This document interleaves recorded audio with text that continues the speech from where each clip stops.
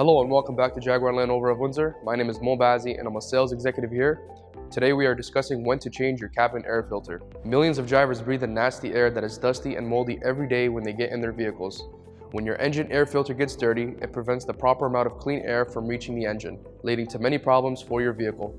If your engine has a dirty air filter, you may notice poor performance or lack of power, reduced gas mileage, or your check engine light may come on.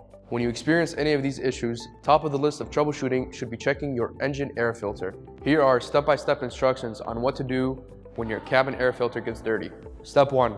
Open your car's hood and find the engine air filter. It's a black plastic box that sits on top or to the side of the engine.